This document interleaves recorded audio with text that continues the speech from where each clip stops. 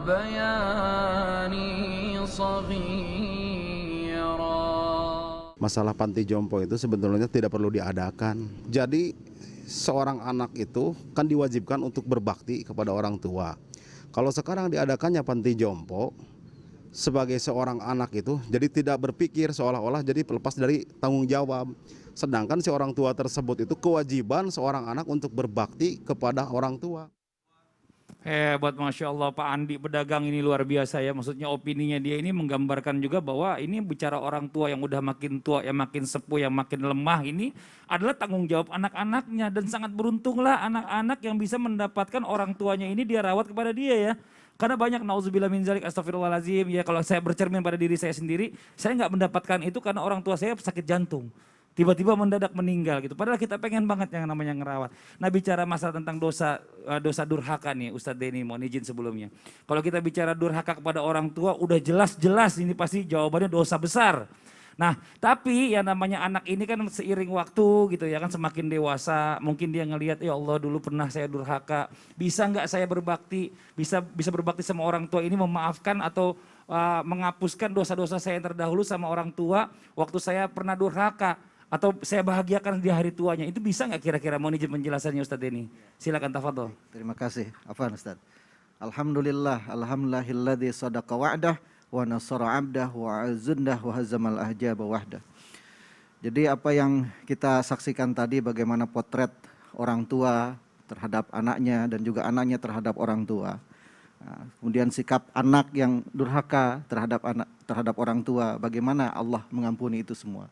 Saya merasakan orang tua itu kalau di Sunda bilang lautan pangampura. Nah, anaknya sudah bagaimanapun selalu dimaafkan. Itu contoh yang baik. Nah, kita sebagai anaknya juga saya sekarang beberapa kali membaca buku yang bagi saya itu sangat berkesan, Pak Habib, Ustaz.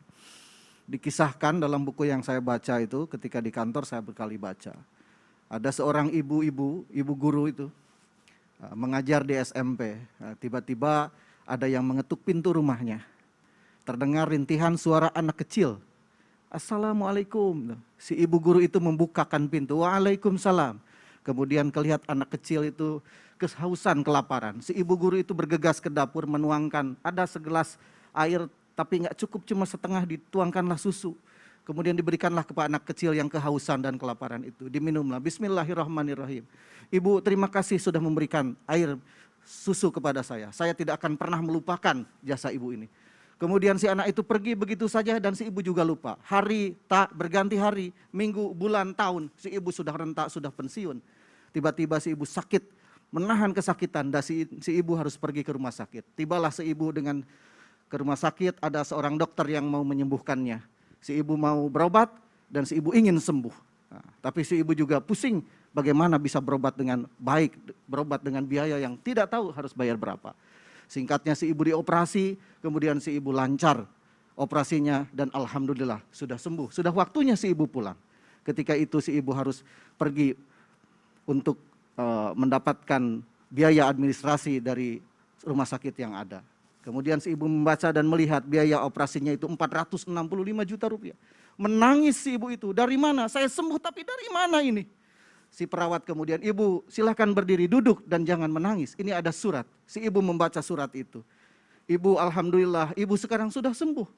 Dan semua biaya pengobatan ibu sudah dibayar lunas dengan setengah gelas air susu yang ibu berikan ke saya waktu kecil dulu di rumah ibu. Setengah gelas air susu. Sudah dibalas begitu berlipat oleh Allah. Dan bagaimana kita? Berapa gelas air susu yang kita minum dari ibu kita? Inilah nikmat yang sungguh luar biasa. Maka kita sebagai anak tidak ada alasan untuk durhaka kepada orang tua kita. Wa wassaynal insana biwalidayhi hamalathu ummuhu wahnan ala wahnin wa fisaluhu fi amaini an ishkur li waliwalidayka illayal masir. Dan kita sudah diperintahkan oleh Allah untuk mengabdi kepada orang tua kita. Ibu kita apalagi mengandung dalam keadaan lemah bertambah lemah.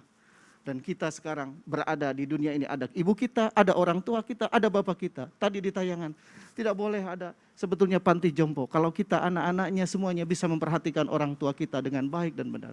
Nah insya Allah dengan itu semua sebagai anak, sebagai orang tua kita saling mengingatkan dan saling menguatkan untuk berada dalam kesabaran dan bersyukur atas semua hal. Terima kasih. Masya Allah, jazakallah khairan kasiran. Makasih banyak Ustadz Denny atas penjelasannya, ya Allah ya. Nah sekarang nih buat Ustadz Syam nih, kita nanya lagi nih Ustadz Syam nih, bener nggak sih ini putus asa dari rahmat Allah ini menjadi dosa besar?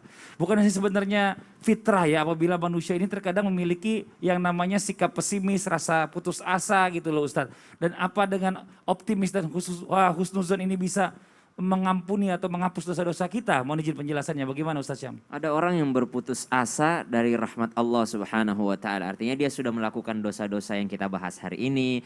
Kemudian ternyata dia mau kembali kemana kalau bukan kepada Allah. Nah itu yang disebut dengan berputus asa dari rahmat Allah. Dan ada penjelasannya nanti insya Allah habis ini. Setelah yang satu Setelah ini yang ya. satu ini. Oke, makasih banyak Ustaz Syam. Buat jamaah yang ada di rumah jangan kemana-mana. Kita akan segera kembali lagi tetap di Islam itu Indah. Jamaah, oh jamaah, alhamdulillah.